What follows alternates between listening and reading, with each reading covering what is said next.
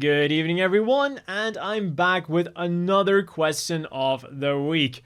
This time asked by CD Freedom. What was the state of the Earth Federation after the Grips War, and did Haman's Neo-Zeon have a real chance at controlling the Earth sphere? Especially if the Zeon Civil War hadn't happened.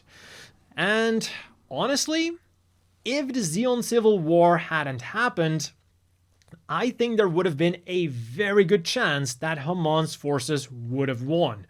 Because I also think it's fair to say that after the Grips War, the Federation was at their weakest point ever. Let's go back to the 1-year war. Even though they won, they did lose a lot of capable men and commanders.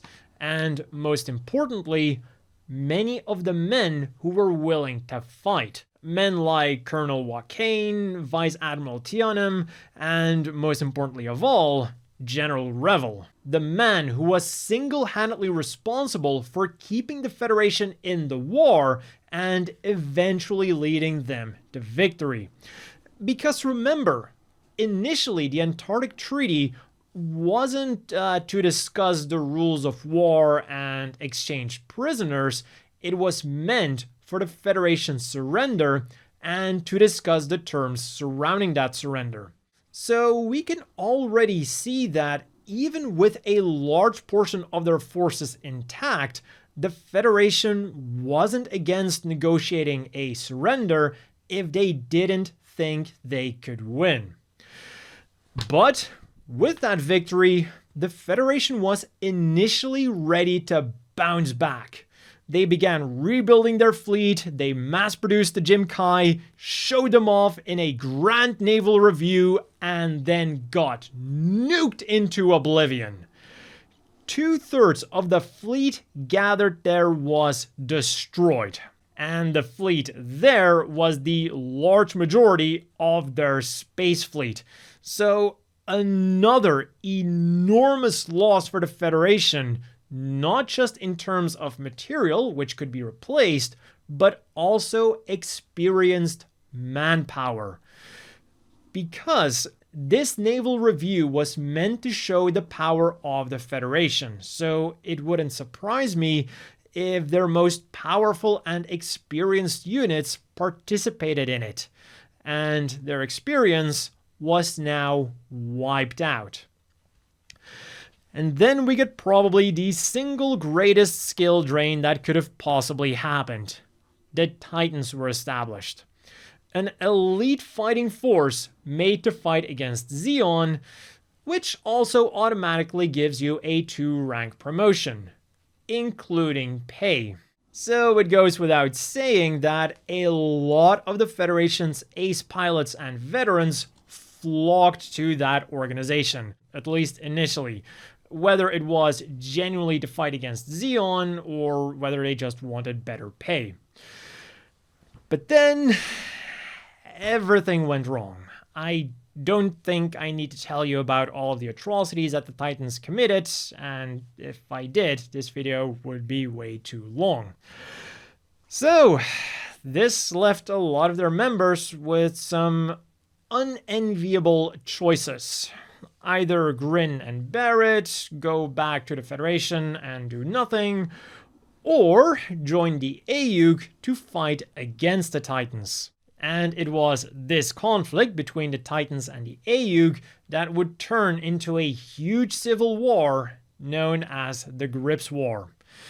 At first, the Federation was firmly on the side of the Titans and was even considering handing over a large portion of their own forces and their budget to the Titans. Now, fortunately, thanks to the Aeug, that did get somewhat downsized, but they still got a large chunk. And boy, did the Titans spend that military budget. Just look at all the things they were doing with the Hazels. I think they literally used up every single cent of it. But if you remember my previous question of the week videos, where we talked about financially motivated warmongers, Anaheim Electronics wasn't just about to let one side become almighty. So they began to bankroll the AUG and gave them enough of a fighting chance to turn the odds against the Titans. Again, they really did a good job broadcasting the evils of the Titans and to eventually force the Federation to distance themselves from the Titans and actually align themselves with the AUG. So all that money that was given to the Titans, poof. And then at some point during the conflict between the AUG and the Titans, a third party showed up that thought that this was the perfect time to come steal the victory. And rather than actively involve themselves in the fighting, they are perfectly content with sitting on the sidelines, sometimes doing a little bit, and then letting the AUG and the Titans eliminate each other. And this then creates another huge problem for the Federation. So, the Titans were officially defeated, but the ones that remained after that defeat didn't just vanish. Some rejoined the Federation, but the more diehards, which were oftentimes the more experienced pilots, weren't just about to go back. People like the New Dezites saw how weak the Federation had become and would hold on to Titan's ideals until the very end. And yet others would straight up join Zeon.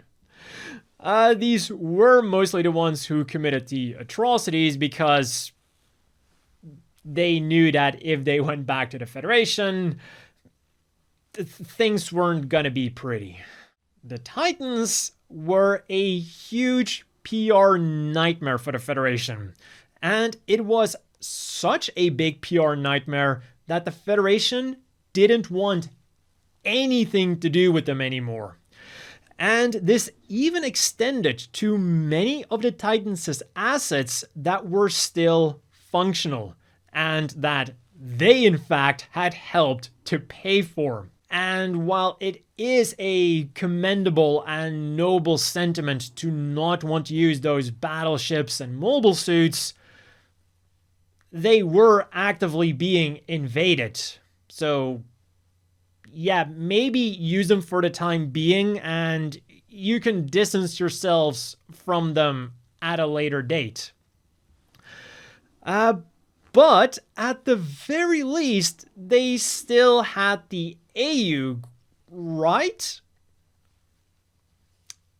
Well, mostly, because you kind of have to remember who the AUG were, like who they really were. Because in the series, they're like portrayed as the knights in shining armor fighting against the evil Titans, but in reality, their organization was a very mixed bag. Sure, there were those knights in shining armor who were front and center of the organization. They were the public-facing part of the AUG. They were ex-Federation members who didn't necessarily want to fight to destroy the Federation, but to make the Federation better. But at the same time, they also had people like mercenaries and pirates or ex-Zeon members who just wanted any excuse to fight against the Federation.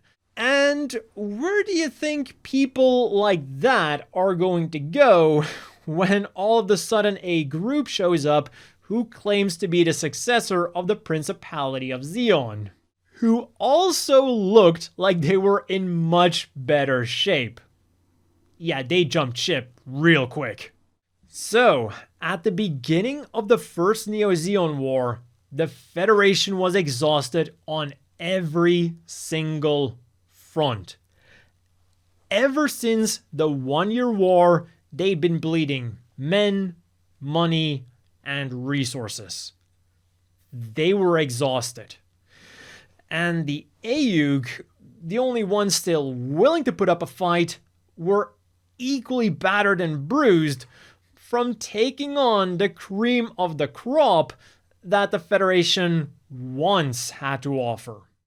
In a way, I'm even surprised they were able to hold on as long as they could. That being said, I do believe that even without the Zeon Civil War, the Federation still had a chance to win.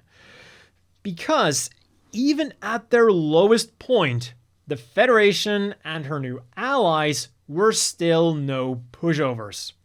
In Double Zeta Gundam, we mainly see the Gundam team fighting, so it might not look like there's a lot going on outside of that, but if you look at the extended lore, you will see various mass production units of the Hyakushiki being deployed by Karaba, and then the Zeta Plus, which was being deployed by both Karaba and the Federation. So there was a fight to be had. And again, a fight that I think the Federation could have won. If they were able to draw it out long enough, they stood a chance, just like they said in Unicorn. The biggest thing on the Federation side was always time. However, this required leaders who were willing to put up a fight. And those leaders were simply no longer there during the time of the first Neo-Zeon War. So instead of Neo-Zeon movements, we might now get some interesting Neo-Federation movements, or Neo-Titans movements. The top brass of the Federation probably wouldn't have too many qualms about going along with Neo-Zeon as long as they were treated well, but I don't think everyone else in the Federation would take equally kindly to being ruled over by an organization that is infamous for gassing and dropping colonies. And then combine that with other Zeon remnants like Mars Zeon and Char, and maybe the question should become, how long can they control the Earth sphere? But to sum up the answer to the question, the state of the Earth Federation after the Grips War was probably the worst it ever was. And thanks to that, Haman's Neo-Zeon had a realistic shot at controlling the Earth sphere. They made perfect use of the Federation's many weaknesses at that point, like a weakened military and corrupt politicians, and almost got away with it if it hadn't been for those meddling kids. So let me know what you think about this question down below. And if you have a question that you want answered in a future question of the week video, you can also leave that there. As always, a big thank you to the Patreon supporters. I hope everyone watching has a great evening, and I'll see you all next time.